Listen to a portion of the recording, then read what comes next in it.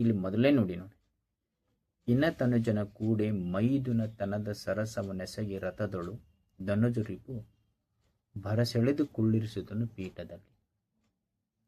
ಎನಗೆ ನಿಮ್ಮ ಅಡಿಗಳಲ್ಲಿ ಸಮಸೇವೆನೆಯೇ ದೇವ ಮುರಾರಿ ಅಂಜುವೆನು ಎನ್ನಲು ತುಡೆ ಸೋಂಕಿನಲ್ಲಿ ಸಾರಿದು ಶೌರಿಯಂತೆಂದ. ನೀವು ಪುಸ್ತಕ ತಗೊಂಡು ಕೂಡ್ಬೇಕಿದ್ದನ್ನು ನೋಡ್ಬೇಕಾಯ್ತಂದ್ರೆ ಪದಗಳು ಸರಿ ಹೊಂತಾವ, ಅರ್ಥ ನಿಮಗೆ ತಿಳಿದ್ಬಿಡುತ್ತೆ. ಇನ ತನುಜ ಇಲ್ಲಿ ಸೂರ್ಯ ಕೂಡಿ ಅವನ ಜೊತೆ ಕರೆದುಕೊಂಡು ಹೋಗಿರ್ತಾನಲ್ಲ, ಅವನನ್ನ ಮೈದುನ ತನದ ಸರಸವನ್ನೆಸಗಿ ರಥದೊಳು ಭರಸೆಳೆದು ಕುಳ್ಳಿರಿಸಿದನು. ಬಾ ಇಲ್ಲಿ ಕುತ್ಕೋ ಅಂಥೇಳಿ ತನ್ನ ತೊಡೆ ಪಕ್ಕಕ್ಕೆ ಕೂಡಿಸ್ತಾನೆ. ಬಾ ಇಲ್ಲಿ ಕುತ್ಕೋ ಬಾ ಅಂದಾಗ, ಎನಗ ನಿಮ್ಮ ಅಡಿಗಳಲ್ಲಿ ಸಮಸ್ಯೆವೆಯೇ, ನನಗೆ ನಿಮ್ಮ ಸಮಾನವಾಗಿ ಕೂಡೋ ಬೇಡ, ನನಗೆ ಹೆದರಿಕೆ ಆಗುತ್ತೆ, ಮುರಾರಿ ದೇವ ಅಂಜುವೆನು ಎಂದು ತೊಡೆ ಸೋಂಕಿನಲ್ಲಿ ಸರಿದು ಅಲ್ಲಿಂದ ತೊಡೆ ಪಕ್ಕದಿಂದ ಎದ್ದು ಬಂದು ಸರಿದು ನಿಂತ. ಆ ಸಂದರ್ಭದಲ್ಲಿ ಶೌರಿ ಇಂತೆಂದ. ಕೃಷ್ಣ, ಇಲ್ಲಿ ಶೌರಿ ಅಂದ್ರೇನು? ಕೃಷ್ಣ. ಅವನು ಮತ್ತೆ ಈ ರೀತಿ ಹೇಳ್ತಾನೆ, ಭೇದ ಇಲ್ಲ ಎಲೆ ಕರ್ಣ, ನಮ್ಮೊಳು ಯಾದವರೊಳು ಕೌರವರೊಳಗೆ ಸಂವಾದಿಸುವ ಅನ್ವನೆ. ನೋಡಿ ಹೆಂಗದ, ಭೇದ ಇಲ್ಲ ಎಲೆ ಕರ್ಣ. ಕರ್ಣ ನೋಡಪ್ಪ, ಭೇದ ಇಲ್ಲ ಅಂದರೆ, ಭೇದ ಅಂದರೆ ನೀವು ಅದೇ ಶಬ್ದ ತಿಳ್ಕೊಳ್ಬೇಕು. ಮೊದಲು ಒಂದು ಆಮೇಲೆ ಒಂದು ಮಾತಾಡಲ್ಲ ಅನ್ನೋ ಅರ್ಥ. ನಮ್ಮೋಳು ಅಂದರೆ ಯಾದವರು ಕೌರವರೊಳಗೆ ಸಂವಾದಿಸುವ ಅನ್ವಯಕ್ಕೆ. ನಾವು ಸಂವಾದ ಅಂದರೆ ಚರ್ಚೆ ಆಗಲಿ, ಸಂವಾದ ಮಾಡೋದು, ಒಪ್ಪಂದದ ಕರಾರುಗಳಾಗಲಿ, ಮಾತುಕತೆ ಆಗಲಿ, ಸಂವಾದಿಸುವಡೆ ಮಾತುಕತೆ ಆಡುವಾಗ ಸಂವಾದಿಸುವಡೆ ಅನ್ವಯಕ್ಕೆ ಅಂತ ಸಂದರ್ಭ ಅಂತಂದ್ರೆ ಮೊದಲೆರಡಿಲ್ಲ, ನನಗೆ ಹಿಂದೆ ಮುಂದೆ ನೋಡಲ್ಲ, ಒಂದೇ ಮಾತು. ನಿನ್ನ ಆಣೆ ಮೇದಿನಿಪತಿ ಕರ್ಣ ಅಂದಾಗ, ಮೇದಿನಿಪತಿ ಇಲ್ಲಿ ಕರ್ಣನೇ. ನಿನ್ನ ಆಣೆ ಕರ್ಣ, ನೀನು ಚಿತ್ತದೊಳಾದುದು ಅರಿವಿಲ್ಲ. ನಿನಗೆ ಒಂದು ರಹಸ್ಯವಾಗಿರುವಂಥ ವಿಚಾರ, ಚಿತ್ತದೊಳಾದುದು ರಹಸ್ಯವಾಗಿರುವಂಥ ವಿಚಾರನ ತಿಳ್ಕೊಂಬಿಡಲಿ. ಚಿತ್ತದೊಳಾದುದು ಅರಿವಿಲ್ಲ ಎನ್ನುತ್ತ ದಾನವ ಸೂದನನ್ನು ರವಿಸುತನ ಕಿವಿಯಲ್ಲಿ ಬಿತ್ತಿದನು ಭಯವ. ಹೆಂಗೈತೆ ನೋಡ್ರಿ, ದಾನವ ಸೂದನನ್ನು ರವಿಸುತನ ಕಿವಿಯಲ್ಲಿ ಬತ್ತಿದನು ಭಯವ. ಕುಮಾರವ್ಯಾಸನ ಮಾತು ಹೆಂಗ ನೋಡ್ರಿ, ದಾನವ ಸೂದನನ್ನು ರವಿಸುತನ ಕಿವಿಯಲ್ಲಿ ಬಿತ್ತಿದನು ಭಯವ. ಅಂದ್ರ ಕೃಷ್ಣ ಕರ್ಣನ ಕಿವಿಯೊಳಗ ಭಯವನ್ನು ಉಂಟು ಮಾಡುವಂಥ ಮಾತನ್ನು ಹೇಳಿದ. ನಾವು ಅನ್ಕೊಂತೀವಿ ಸಹಜವಾಗಿ, ನಿನಗೊಂದು ವಿಷಯ ಗೊತ್ತಿಲ್ಲ ಅಂದ ತಕ್ಷಣ ಏನಿರ್ಬೋದು ಅನ್ನೋದು. ಇನ್ನು ಪೀಠಿಕೆ ಹಾಕಾನ, ನಿನಗೆ ಇನ್ನು ಒಂದು ವಿಷಯ ಗೊತ್ತಿಲ್ಲ ಅಂತೇಳಿ ಅವನಿಗೆ ಭಯ ಬಂತು. ಅದನ್ನು ಇವನು ಸೂಕ್ಷ್ಮವಾಗಿ ನಮಗೆ ಈಗ ಕೊಡ್ತಾನೆ. ದಾನವ ಸೂದನನು ರವಿಸುತನ ಕಿವಿಯಲ್ಲಿ ಬಿತ್ತಿದನು ಭಯವ. ಲಲನೆ ಪಡೆದ 5 ಮಂತ್ರಗಳಲ್ಲಿ ಮೊದಲಿಗ ನೀನು, ನಿನ್ನೆಯ ಬಳಿ ಯುಧಿಷ್ಠಿರ ದೇವ, 3ನೇ ಆತ ಕಲಿಭೀಮ, ಫಲ್ಗುಣನು 4ನೆಯಲ್ಲಿ, 5ನೆಯಲ್ಲಿ ನಕುಲ ಸಹದೇವರು. ಆದರೂ ಬಳಿಕ ಮಾದ್ರಿಯಲ್ಲಿ ಬಳಿಕ 1 ಮಂತ್ರದೊಳು ಇಬ್ಬರು ಉದಿಸಿದರು. ಇದು ನಿಮಗೆ ವ್ಯಾಸರು ಕೊಟ್ಟಂತ ಒಂದು 5 ಮಂತ್ರಗಳನ್ನು. ಲಲನೆ ಅಂದರೆ ಕುಂತಿದೇವಿ. ಮೊದಲನೇ ಮಂತ್ರದಲ್ಲೇ ನೀನು ಜನಿಸಿರುವೆ ಅರ್ಥ ನೋಡಿಲ್ಲ. ಲಲನೆ ಕುಂತಿದೇವಿ ಪಡೆದ 5 ಮಂತ್ರಗಳಲ್ಲಿ ಮೊದಲಿಗ ನೀನು. ಲಲನೆ ಪಡೆದ, ಈಗ ಕುಂತಿದೇವಿ ಪಡೆದ 5 ಮಂತ್ರಗಳಲ್ಲಿ ಮೊದಲನೇ ಮಂತ್ರಕ್ಕೆ ನೀನು ಜನ್ಮಿಸಿದ್ದೀಯ. ಬಳಿಕ ಯುಧಿಷ್ಠಿರ ದೇವ, 2ನೇ ಯುಧಿಷ್ಠಿರ ದೇವ, ಅವನಿಗೆ ಧರ್ಮರಾಯನಂತನೇ ಕರಿತೀವಿ, ಇಲ್ಲಿ ಯುಧಿಷ್ಠಿರ ದೇವ ಅಂತ ಕೊಟ್ಟಾರ. ಯುಧಿಷ್ಠಿರ ದೇವ. 3ನೇಯನು ಕಲಿಭೀಮ, ಭೀಮ ಅಂತ ಸಹಜವಾಗಿ ಅವನಿಗೆ ಕರಿತೀವಿ ನಾವು. ಇಲ್ಲಿ ಕುಮಾರವ್ಯಾಸ ಕಲಿಭೀಮ ಅಂತ ಕರೆದ. ಅವನು ಕಲಿಭೀಮ 3ನೇಯವನು ಅವನು. 4ನೆಯಲ್ಲಿ ಅರ್ಜುನ ಅಂದರೆ ಇಲ್ಲಿ ಕೊಟ್ಟಿದ್ದು ಫಲ್ಗುಣನು. ಅವನಿಗೆ ಇನ್ನೊಂದು ಹೆಸರಿತ್ತು ಫಲ್ಗುಣ ಅಂಥೇಳಿ. 4ನೇಯವನು ಫಲ್ಗುಣ. ಇನ್ನು 5ನೇಯ ಮಂತ್ರದಲ್ಲಿ ಅಂದರೆ 5ನೇಯಲ್ಲಿ ನಕುಲ ಸಹದೇವರಾದರೂ ಬಳಿಕ ಮಾದ್ರಿಯಲ್ಲಿ, ಮಾದ್ರಿ ಒಂದು ಮಂತ್ರವನ್ನು ಹೇಳಿದಾಗ, ಒಂದು ಮಂತ್ರವನ್ನು ಮಾದ್ರಿಗೆ ಹೇಳುವಂತೆ ಉಪದೇಶ ಮಾಡ್ತಾಳ ಕುಂತಿ. ನಕುಲ ಸಹದೇವರಾದರೂ ಬಳಿಕ ಮಾದ್ರಿಯಲ್ಲಿ 1 ಮಂತ್ರದೊಳು ಇಬ್ಬರು ದಯಿಸಿದರು. ಅವಳಿ ಜವಳಿ ಆದರು ಅನ್ನೋ ಅರ್ಥ ಇಲ್ಲಿ. ಇನ್ನೊಂದ್ಸಲ ನೋಡಿ, ಲಲನೆ ಪಡೆದ 5 ಮಂತ್ರಗಳಲ್ಲಿ ಮೊದಲಿಗ ನೀನು, ಕರ್ಣನೇ ಮೊದಲಿಗ. ನಿನ್ನೆ ಬಳಿಕ ಯುಧಿಷ್ಠಿರ ದೇವ, 2ನೇ ಮಂತ್ರದಲ್ಲಿ ಯುಧಿಷ್ಠಿರ. 3ನೆಯ ಮಂತ್ರದಲ್ಲಿ ಕಲಿಭೀಮ. 4ನೆಯಲ್ಲಿ ಫಲ್ಗುಣನು, ಅರ್ಜುನ ಅಂಥೇಳಿ. 5ನೇಯದಲ್ಲಿ ನಕುಲ ಸಹದೇವರಾದರು. ಬಳಿಕ ಮಾದ್ರಿಯಲ್ಲಿ, ಮಾದ್ರಿಗೆ ಒಂದು ಉಪದೇಶ ಮಾಡಿದಾಗ ಮಾದ್ರಿಯ ಹೊಟ್ಟೆಯಲ್ಲಿ ಅಥವಾ ಮಾದ್ರಿಯಿಂದ 2 ಮಕ್ಕಳು ಉದಿಸಿದರು. ನಕುಲ ಸಹದೇವರಾದರು. ಒಟ್ಟು 6 ಜನ ನೀವು ಹೀಗೆ ಜನ್ಮಿಸಿದಿರಿ ಅನ್ನೋದನ್ನು ವಿವರಣೆ ಕೊಟ್ಬಿಡ್ತಾನೆ. 4ನೇ ನುಡಿಯಲ್ಲಿ ಈ ರೀತಿ ಹೇಳ್ತಾರೆ. ಕೆಲವೊಂದು ನುಡಿಗಳನ್ನು ಬಿಟ್ಕೊಟ್ಟಿರ್ತಾರೆ, ಟೆಕ್ಸ್ಟ್ ಬುಕ್ ಆಗೋದ್ರಿಂದ 5 ಮಾತ್ರ ನುಡಿಗಳದಾವೆ. ನಿನಗೆ ಹಸ್ತಿನಾಪುರದ ರಾಜ್ಯದ ಘನತೆಯನ್ನು ಮಾಡುವೆನು. ಪಾಂಡವ ಕೌರವ ಜನರು ಓಲೈಸುವರು. ಗದ್ದಿಗೆ ನಿನಗೆ ಕಿಂಕುರ 2 ಸಂತತಿ ಎನಿಸಲು ವಲ್ಲದೆ, ನೀನು ದುರ್ಯೋಧನನ ಬಾಯಿ ತಂಬೂಲಕ್ಕೆ ಕೈ ಆನುವರೆ ಹೇಳು ಎಂದ. ಬಹಳ ಕಷ್ಟ ಅಲ್ಪ ನಿನಗೆ. ನೋಡಿ ಹೆಂಗೈತಿ. ನಿನಗೆ ಹಸ್ತಿನಾಪುರದ ರಾಜ್ಯದ ಘನತೆಯನ್ನು ಮಾಡುವೆನು. ಇದರರ್ಥ ನಿನಗೆ ಹಸ್ತಿನಾಪುರದ ರಾಜ್ಯದ ರಾಜನನ್ನಾಗಿ ಮಾಡಿಬಿಡ್ತೀನಿ. ಪಾಂಡವ ಕೌರವ ಜನಪರು, ಜನಪರು ಅನ್ನೋದು ಜನರು ಅನ್ನಂಗೆ ತಿಳ್ಕೊಳ್ಬೇಕು. ಪಾಂಡವರು ಮತ್ತು ಕೌರವರು ಓಲೈಸುವರು. ಗದ್ದಿಗೆಯನ್ನು ನಿನಗೆ ಜೈಕಾರ ಹಾಕ್ತಾರ. ನೀನು ಗದ್ದಿಗೆ ಮೇಲೆ ಕುತ್ಕೊಂಡಿರ್ತಿಯಲ್ಲ, ಜೈಕಾರ ಹಾಕ್ತಾರ ಅವರು, ಪಾಂಡವರು ಮತ್ತು ಕೌರವರು. ನಿನಗೆ ಕಿಂಕರ 2 ಸಂತತಿ, ನಿನಗೆ 2 ಸಂತತಿ ಆಳುಗಳಾಗಿ ಅಂತಾರ, ಸೇವೆಯನ್ನು ಮಾಡ್ತಾರೆ. ನಿನ್ನ ಸೇವಕರ ಇದ್ದ ಹಾಗೆ ಇರ್ತಾರ. ಎನಿಸಲು ಒಲ್ಲದೆ, ಹೀಗೆ ಇದ್ದು ಬಿಡು ಅಂತ ಹೇಳ್ತೀನಿ, ಅದನ್ನು ಒಲ್ಲ ಅಂತ ಹೇಳ್ತೀಯಲ್ಲ, ಇದು ಸರಿಯೇನು? ದುರ್ಯೋಧನ ಬಾಯಿ ತಂಬುಲಕ್ಕೆ ಕೈ ಆನುವರೆ, ಅವನು ಕೊಟ್ಟಂತೆ ಎಂಜಲಿಗೆ ಕೈ ಹಾಕ್ತಿಯಲ್ಲ, ಯಾಕೆ ನೀನು? ಅದು ಒಂಥರ ಎಂಜಲಿದ್ದಂಗ, ನೀನೇ ಮೊದಲಿಗ. ಆದ್ದರಿಂದ ನಿನಗೆ ಈ ರೀತಿ ನಾನು ಹಸ್ತಿನಾಪುರದ ರಾಜ್ಯದ ರಾಜನನ್ನು ಮಾಡಿಬಿಡ್ತೀನಿ. ರಾಜನ ನೀನೆ. ಪಾಂಡವರು ಕೌರವರು ನಿನಗೆ ಓಲೈಸ್ತಾರ.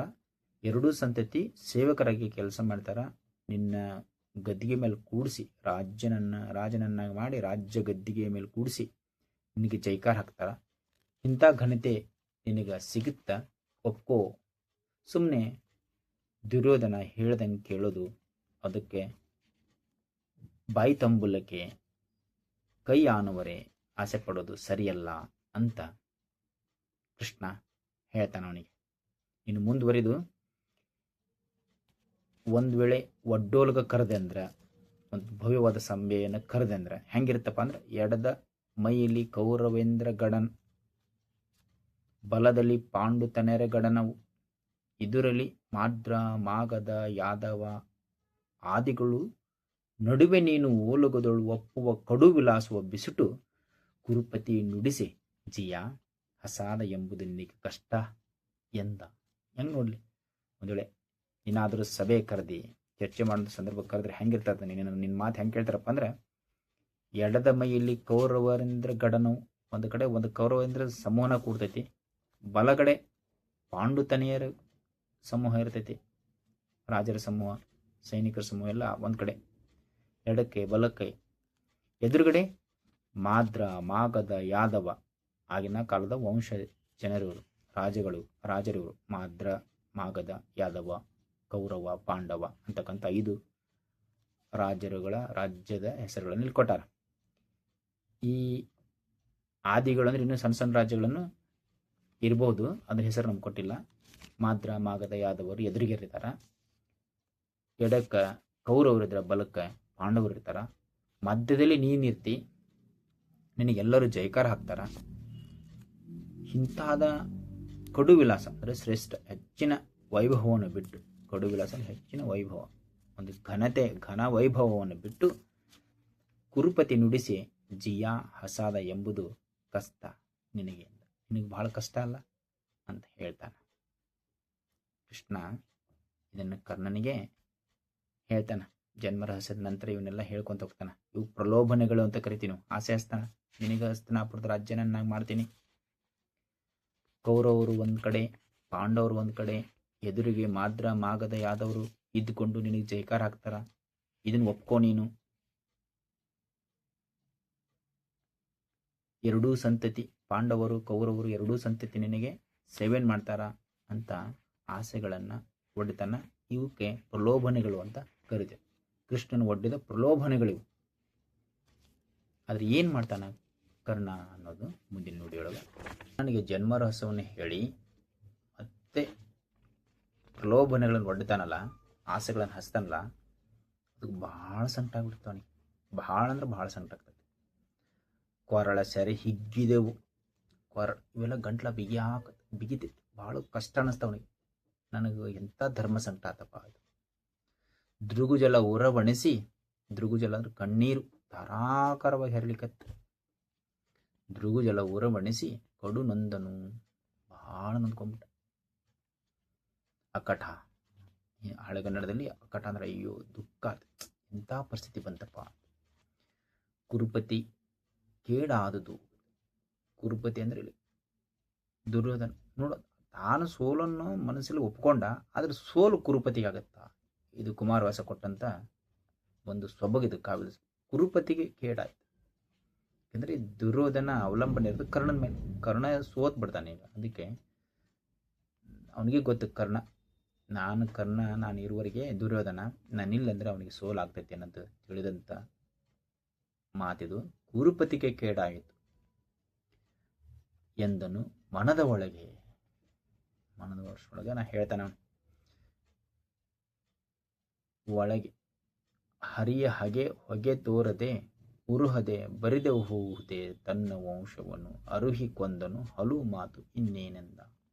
ನಾಳೆ ನಾನು ಯುದ್ಧದಲ್ಲಿ ಅತ್ಯಂತ ಗಂಭೀರವಾಗಿ ವೀರದಿಂದ ಹೋರಾಡ್ಕೊಂತ ಮಾಡಿದ್ದೆ. ಅದು ಇವತ್ತ ಶ್ರಮ ಹಾಳಾಗಿ ಹೋಯಿತು. ನಾನು ವೈರಿ ಜೊತೆಗೆ ಹೋರಾಡ್ಬೇಕು ಅನ್ನೋದು ನಿಷ್ಫಲವಾಯಿತು. ಇನ್ನೇನು ಹೇಳಿ, ಹಲವು ಮಾತು ಇನ್ನೇನು ಎಂದು ಚಿಂತಿಸಿದ. ಕುರುಪತಿಗೆ ಕೇಡಾಯಿತು ಅಂತ ಚಿಂತಿಸ್ತಾನೆ. ಅದನ್ನೇ ಹೇಳ್ಕೊಟ್ಟಾರ. ಕೊರಳ ಸೆರೆ ಹಿಗ್ಗಿದೆವು. ಇವೆಲ್ಲ ನರಗಳು ಬಿಗಿಯಾಗ್ತವೆ, ಬಹಳ ಕಷ್ಟ ಅಂತಂದ್ರೆ. ದೃಗುದೆಲ್ಲವೂ ಉರುವಣಿಸಿ ಬಹಳ ದಳ ದಳ ದಳ ದಳ ದಳ ಕಣ್ಣೀರು ಹರಿಲಿಕ್ಕೆ ಹತ್ಬಿಡ್ತು. ಬಹಳ ಅಂದ್ಕೊಂಡವು. ಅಕಟ ಕುರುಪತಿಗೆ ಕೇಡಾಯ್ತಿತ್ತು ಎಂದನು ಮನಸ್ಸೊಳಗನೆ ನಾನು ಹೋರಾಡುವಂಥ ಸಂದರ್ಭ ನಾಳೆ ಇತ್ತು, ಅದು ಇವತ್ತಿಗೆ ಶೂನ್ಯವಾಯ್ತಲ್ಲ ಅಂತ ಮನಸ್ಸೊಳಗೆ ನೊಂದುಕೊಂಡು ಚಿಂತಿಸಿದ. ಏನು ಅಂದ್ರೇನು, ಹಲವಾರು ಮಾತುಗಳನ್ನು ನಾನು ನಿಮಗೆ ಮನಸ್ಸೊಳಗೆ ಅನ್ಕೋಬೋದು. ಆದರೆ ನನ್ನ ವಂಶದ ರಹಸ್ಯವನ್ನು ತಿಳಿಸಿ ಕುರುಪತಿಯನ್ನು ಕೊಂದುಬಿಟ್ಟ ಅಂತ ಹೇಳ್ತಾ. ಇನ್ನು 7ನೇ ನುಡಿಯೊಳಗೆ ಹೇಳ್ತಾ, ಸುಮ್ ಕೂತ್ಬಿಟ್ಟಿದ್ದ ಕರ್ಣ. ಸುಮ್ ಕೂತ್ಕೊಂಡಾಗ ಏನು ಹೇಳೈ ಕರ್ಣ ಚಿತ್ತಗ್ಲಾನಿಯಾವುದು. ಯಾಕೆ ಸುಮ್ ಕುಂತಪ್ಪ ಕರ್ಣ, ಯಾಕೆ ಸುಮ್ ಕುಂತಿ? ಮನಸ್ಸಿನೊಳಗಿರ್ತಕ್ಕಂಥ ವಿಚಾರ ಏನು? ಚಿತ್ತಗ್ಲಾನಿಯಾವುದು. ಚಿತ್ತಗ್ಲಾನಿ ಅಂದ್ರೆ ಮನಸ್ಸಿನ ವಿಚಾರ. ಮನಸ್ಸಿನೊಳಗೆ ಏನು ನಡೆದೈತಿ ಹೇಳು. ಏನು ಹೇಳೈ ಕರ್ಣ ಚಿತ್ತಗ್ಲಾನಿಯಾವುದು. ಮನಕ್ಕೆ ಕುಂತಿ ಸೂನುಗಳು ಬೆಸೆಕೈವೆಂಬುದು ಸೇರದೆ ನಿನಗೆ. ಅಂದ್ರೆ ಕುಂತಿದೇವಿ ಮಕ್ಕಳು ನಿನ್ನೆ ಸೇವೆ ಮಾಡ್ಬೇಕನ್ನೋ ಆಸೆ ನಿನಗೆ ಇಷ್ಟ ಇಲ್ಲನ, ಸೇರಂಗಿಲ್ಲನ ಅಂತ ಕೇಳ್ತಾರೆ. ಕುಂತಿಯ ಮಕ್ಕಳು ನಿನಗೆ ಇಷ್ಟಪಡಬೇಕು, ಸೇವೆ ಮಾಡಬೇಕು ಆಸೆ ಇಲ್ಲ ನಿನಗೆ? ಹೆಂಗೈತೆ ನೋಡ್ರಿ. ಕುಂತಿ ಸೂನುಗಳು, ಕುಂತಿ ಮಕ್ಕಳು ಬೆಸಕೈಕೆಂಬುದು ಸೇರದೆ ನಿನಗೆ. ಬೆಸಕೈ ಸೇವೆಯನ್ನು ಮಾಡು, ಕೊಂಬುದು ಸೇರಿದೆ ನಿನಗೆ ಅವರಿಂದ ಸೇವೆ ಮಾಡಿಸ್ಕೊಳ್ಳೋ ಇಷ್ಟ ಇಲ್ಲನ? ಎನ್ನಾಣೆ ನುಡಿ ನುಡಿ, ನನ್ನ ಮಾಣಿ ಮೇಲೆ ಹೇಳ್ತೀನಿ, ಮಾತಾಡು ಮಾತಾಡು, ಏನಾಗ್ತೈತಿ ಮಾತಾಡು. ಮೌನ ಏತಕ್ಕೆ? ಮರುಳುತನ ಬೇಡ, ಹುಚ್ಚುತನ ಹುಚ್ಚಾಗೋಣ, ಕ್ಷಣ ಒಂದಿಷ್ಟು ಅಂತ ಹೇಳ್ತಿಲ್ಲ. ಹಂಗತಿ ನಾವು ಯಾವಾಗಾರ ಸುಮ್ ಕೂತು ಅಂದ್ರೆ ಯಾಕೆ ಮಾತಾಡ್ಬಿಟ್ಟು ಸುಮ್ಮನೆ ಮಾತಾಡು ಅಂತ ಹೇಳ್ತಿಲ್ಲ. ಆಗ ಏತಕ್ಕೆ ಮರುಳುತನ ಬೇಡ, ನಾನು ನಿನ್ನ ಅಪದೇಶ ಬಯಸುವನು ಅಲ್ಲ, ನಾನು ನಿನ್ನ ಶುಭಚಿಂತಕ. ಅಪದೇಶ ಅಂದ್ರೆ ಕೆಟ್ಟದ್ದನ್ನು ಬಯಸೋದಲ್ಲ, ದಶೆ ಬಯಸೋದಂದ್ರೆ ಶುಭಚಿಂತಕ ಅಂತ ಹೇಳ್ತೀವಿ ನಾವು. ಅಪದೇಶ ಅಂದ್ರೆ ಕೆಟ್ಟದ್ದನ್ನು ಬಯಸೋದು. ನಾನು ನಿನ್ನ ಅಪದೇಶ ಬಯಸೋದನ್ನಲ್ಲ ಕೇಳಂದ. ಆಣಿ ಮಾಡಿ ಹೇಳ್ತಾನೆ, ನಾನು ನಿನ್ನ ಅಪದೇಶ ಬಯಸೋನಲ್ಲ, ನಾನು ನಿನಗೆ ಶುಭಚಿಂತಕ ಇದ್ದೀನಿ, ಆದ್ದರಿಂದ ನೀನು ನನ್ನ ಮಾತು ಕೇಳು ಅಂತ ಹೇಳ್ತಾನೆ. ತನ್ನ ಜನ್ಮರೋಷಣೆ ತಿಳಿದುಕೊಂಡು ಮನಸ್ಸಿನೊಳಗನ ಕುರುಪತಿಯನ್ನು ಕೊಂದುಬಿಟ್ಟ ಕೃಷ್ಣ ಅಂತ ಹೇಳಿ ಅಂದುಕೊಂಡು ಸುಮ್ಮ ಕೂತಂಥ ಒಂದು ಸಂದರ್ಭದಲ್ಲಿ ಏನು ಹೇಳಿ ಕರ್ಣ ಚಿತ್ತಗ್ಲಾನಿ ಯಾವುದು, ಯಾರು ಬಾ ಕೃಷ್ಣ ಕರ್ಣ ನೀನು ಸುಮ್ಮ ಕೂತ್ಕೊಂಡ್ಬಿಟ್ಟು ಕುಂತಿಯ ಮಕ್ಕಳು ನಿನಗೆ ಸೇವೆ ಮಾಡಬೇಕನ್ನೋದು ಆಸೆ ಇಲ್ವೇ ನನಗೆ? ನಾನು ಮಾತಾಡಿ, ನೀನು ಮೌನ ಇರಬೇಡ. ಎಣ್ಣಾಣೆ, ನನ್ನ ಆಣೆ ಮಾಡಿ ಹೇಳ್ತೀನಿ, ನಿನಗೆ ನಾನು ಶುಭಚಿಂತಕ ಇದ್ದೀನಿ ಅಂತ ಹೇಳಿ ಮುಂದೆ ಕರ್ಣ ಹೇಳುವಂಥ ಮಾತನ್ನ ಕೇಳಿದ್ರೆ ಭಾಳ ದುಃಖ ಅನ್ಸುತ್ತೆ ನಮಗೆ. ಮರುಳು ಮಾಧವ ನೋಡಿ ಹೆಂಗ, ಅವನಿಗೆ ದೇವ ಆದರೂ ಎಷ್ಟು ಚಂದ ಮರುಳು ಮಾಧವ, ಇವನಿಗೆ ನನಗೆ ಮರುಳು ಅಂತೆಲ್ಲ, ನೀನೇ ಮರುಳು ಮಾಧವ, ನೀನ ಹುಚ್ಚ ಇದ್ದಂಗೆ. ಮಹಿಯ ರಾಜ್ಯದ ಸಿರಿಗೆ ಸೋಲುವನು ನಾನಲ್ಲ. ಮಹಿ ಅಂದರೆ ವೈರಿಗಳು, ಅವ್ರನ್ನ ವೈರಿಗಳು ಅವರು. ಪಾಂಡವರು ಎಂದಿದ್ರು ವೈರಿಗಳೇ ನನಗೆ. ನೀ ಎಂಥ ಆಸೆ ಹಚ್ಚಿದ್ರು, ಎಂಥ ಪ್ರಲೋಭನೆ ಬರೋದಿಲ್ಲ, ನಾನು ಪ್ರಲೋಭನೆಗಳಿಗೆ ನಾನು ಮರುಳಾಗೋದಿಲ್ಲ.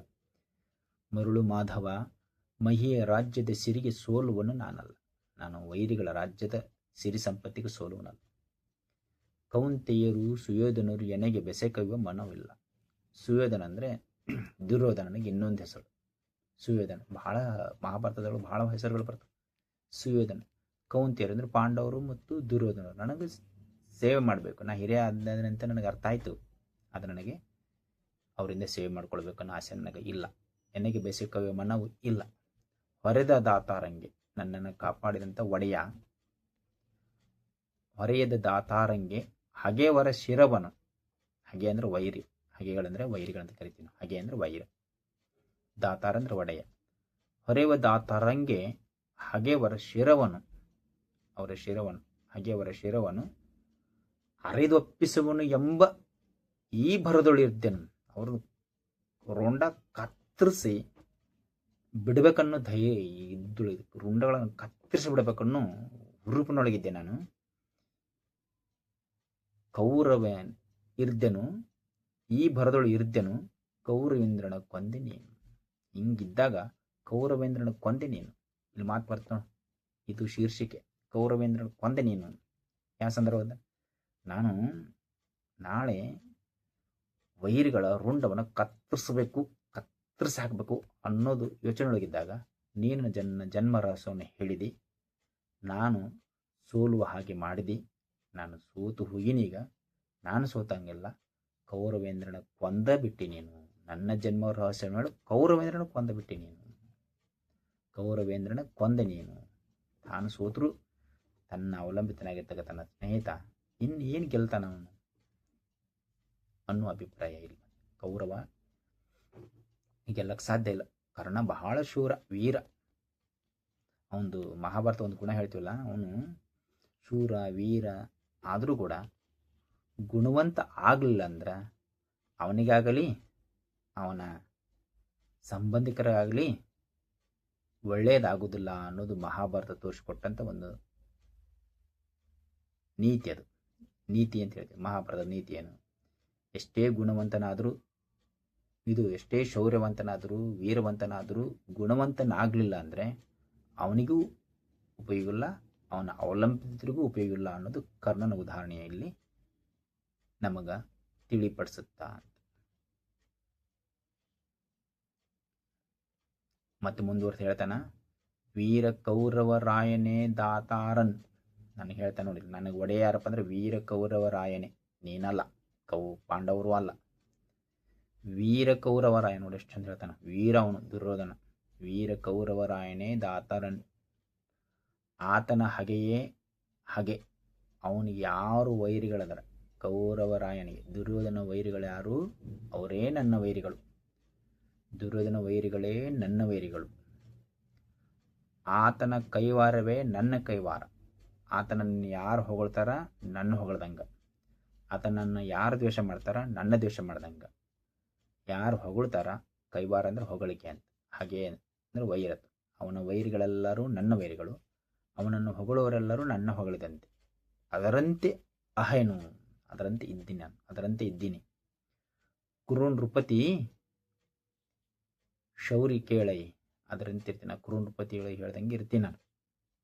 ಶೌರಿ ಕೇಳೈ, ಕೇಳೇನು ಶೌರಿ, ಕೃಷ್ಣ ಕೇಳು. ಶೌರಿ ಅಂದ್ರೆ ಗೊತ್ತೈತೆ ನಿಮ್ಗಾಗಲಿ, ಶೌರಿ ಅಂದ್ರೆ ಕೃಷ್ಣ.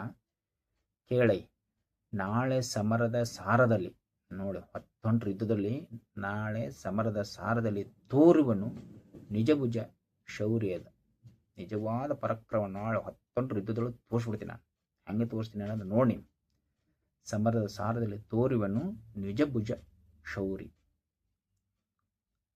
ಶೌರಿ ಅದ ಸಂಪನ್ನತನೆಯ, ನೋಡಿಲಿ ಸಂಪನ್ನತನವನ್ನು ಸಂಭಾವಿತತನವಾಗಿ ಪಾಂಡುತನೆಯರಲ್ಲಿ. ಪಾಂಡುವಿನ ಮಕ್ಕಳಿಗೆ ಒಂದು ಸ್ವಲ್ಪ ಸಂಭಾವಿತನ ಆಗಿರ್ತೀನಿ. ಪಾಂಡುತನೆಯರನ್ನ ಏನು ಮಾಡೋದಿಲ್ಲ. ಹೇಳಿದಲ್ಲಿ ನೀನು ನಿನ್ನ ಮಾತಿಗೆ ಒಪ್ಕೊಂತೀನಿ. ನೀನು ದೇವ, ನಾಳೆ ನಿಜವಾದ ಪರಾಕ್ರಮ ತೋರಿಸ್ತೀನಿ. ಉಳಿದವ್ರು ಎಲ್ಲರಿಗೂ ತೋರಿಸ್ತೀನಿ. ಪಾಂಡುವಿನ ಮಕ್ಕಳದಲ್ಲ, ಅವ್ರಿಗೆ ಸಮಾಧಾನವಾಗಿ ಸಂಪನ್ನತನವನ್ನು ತೋರುವೆನು ಪಾಂಡುತನೆಯರಲ್ಲಿ. ಅವನು ಹೇಳ್ಬಿಟ್ಟೆ, ಸಂಪನ್ನತನವನ್ನು ಪಾಂಡುತನೆಯರಲ್ಲಿ. ನಾನು ಒಂದು ಸ್ವಲ್ಪ ಸಮಾಧಾನವಾಗಿ ಅವ್ರ ಮೇಲೆ ಯಾವುದೇ ಒಂದು ಹಾನಿ ಮಾಡೋದಿಲ್ಲ. ಅದು ಹೇಗಿತ್ತಪ್ಪ ಅಂದ್ರೆ, ನಾಳೆ ಯುದ್ಧ ಮಾರಿಗೌತನವಾಯ್ತು ನಾಳಿನ ಭಾರತವು. ಯುದ್ಧ ದೇವತೆ ಮಾರಿ ಅಂದ್ರೆ, ನಮ್ಮ ಕಡೆ ಮಾರಮ್ಮ ದುರ್ಗಮ್ಮ ಜಾತ್ರೆ ಇದೆ ನೋಡ್ತೀವಲ್ಲ, ಆ ರೀತಿ ಯುದ್ಧ ದೇವತೆ. ರುಂಡಗಳನ್ನು ಕೊಡ್ತಾರೆ, ಬಲಿಗಳನ್ನು ಕೊಡ್ತಾರೆ, ಕುರಿ ಕೋಣಗಳನ್ನು ಕೊಡ್ತಿರ್ತಾರೆ. ಹಂಗೆ ನಾಳೆ ನರಬಲಿನ ಕೊಟ್ಟು ಬಿಡ್ತೀನಿ ನಾನು. ಮಾರಿಗೌತನ ಅಂದ್ರೆ ಬಲಿನ ಕೊಡೋದು. ಅದಕ್ಕೆ ನಾಳೆ ನರಬಲಿನ ಕೊಟ್ಟು ಬಿಡ್ತೀನಿ. ಮಾರಿಗೌತನವಾಯ್ತು ನಾಳಿನ ಭಾರತವು. ನಾಳೆ ಮಹಾಭಾರತ ಯುದ್ಧ ಎಲ್ಲ ರುಂಡಗಳನ್ನು ಕತ್ತರಿಸಿ ಮಾರಿಗೌತನ ಕೊಡ್ತೀನಿ. ನಾಳೆ ನೈವೇದ್ಯ ಅಂದರೆ ಎಲ್ಲ ವೈರಿಗಳ ಸೈನಿಕ ರುಂಡಗಳು ಇರ್ತಾವೆ ಅಲ್ಲೇ. ಭಾರತವು ಚತುರಂಗ ಬಲದಲ್ಲಿ ಕೌರವನ ಋಣ ಹಿಂಗೆ ರಣದಲ್ಲಿ ಸುಬುಟ ಕೋಟಿಯನ್ನು ತೀರಿಸಿಯೇ ಕೋಟಿ ಕೋಟಿ ಕೋಟಿ ಸೈನಿಕರನ್ನು ಕೊಂದು ಅವ್ರ ರುಂಡ ತೆಗೆದು ಮಾರಿಯ ಔತಣ ಇದ್ದಂಗ ಮಾಡಿ, ಮಾರಿಯ ಗುಡಿ ಮುಂದೆ, ಯುದ್ಧ ದೇವತೆ ಗುಡಿ ಮುಂದೆ ಹೆಂಗೆ ರುಂಡಗಳು ಚಂಡಾಡಿತಾರೆ ಹಂಗೆ ರುಂಡವನ್ನು ಕತ್ತರಿಸಿ ಕೋಟಿ ಕೋಟಿ ಕೋಟಿ ಸೈನಿಕರನ್ನು ಕತ್ತರಿಸುತ್ತಾ ಪತಿಯ ಅವಸರಕ್ಕೆ ಶರೀರವನ್ನು ನೂಕಿವನು. ಪತಿ ಅಂದ್ರೆ ನಾವು ಒಡೆಯ, ಅವನ ದಾತಾರ ಅಂತ ಕರಿದ್ವಲ್ಲ, ಕೌರವೇಂದ್ರನ ದುರ್ಯೋಧನ ನನಗೆ ಒಡೆಯಾದನ, ಅವನ ಋಣ ಭಾಳ ಐತೆ ನನ್ನ ಮೇಲೆ. ಅವ್ರ ಋಣ ತೀರಿಸ್ತೀನಿ. ಪತಿಯ ಅವಸರಕ್ಕೆ, ಅವನ ಕಾರ್ಯಕ್ಕಾಗಿ ನಾನು ಶರೀರವನ್ನು ನೂಕಿವನು. ಅವನ ಶರೀರವನ್ನು ಅದಕ್ಕಾಗಿ ನಾನು ಬಳಸ್ತೀನಿ. ನಿನ್ನೆಯ ವೀರ ಐವರನ್ನು ನೋಯಿಸೆನು ರಾಜೀವ ಸಕನಾಣೆಗೂ. ಇನ್ನು 5 ಜನ ಅದರಲ್ಲ, ಅವ್ರು ನೋಯಿಸಂಗಿಲ್ಲ. ನನ್ನ ತಂದೆ ಆಣಿ, ಸೂರ್ಯನಾಗ ರಾಜೀವ ಸಕ ಅಂದರೆ, ರಾಜೀವ್ ಅಂದರೆ ಕಮಲ, ಸಕ ಅಂದರೆ ಕಮಲಕ್ಕೆ ಸ್ನೇಹಿತ ಅಂದ್ರೆ ಸೂರ್ಯನೇ. ಅದರಿಂದ ಸೂರ್ಯನಿಗೆ ನನ್ನ ತಂದೆ ಆಗಿರ್ತಕ್ಕಂಥ ತಂದೆ ಆಣಿ ಮಾಡಿ ಹೇಳ್ತೀನಿ, ಅವ್ರಿಗೆ 5ರನ್ನು ನೋಯಿಸೆನು ಅಂತ ಹೇಳಿ ಮಾತನ್ನು ಕೊಡುವಂಥ ಹೃದ್ರಾವಕ ಘಟನೆ. ಬಹಳ ಕರುಣಾಮಯಿ ಘಟನೆ ಇದು. ಆದರೂ ಕೂಡ ಮಹಾಭಾರತ ಕೊಟ್ಟಂಥ ಒಂದು ನೀತಿ ಏನಪ್ಪ ಅಂದ್ರೆ, ಕರ್ಣ ಸಾಯಲು ಅವನು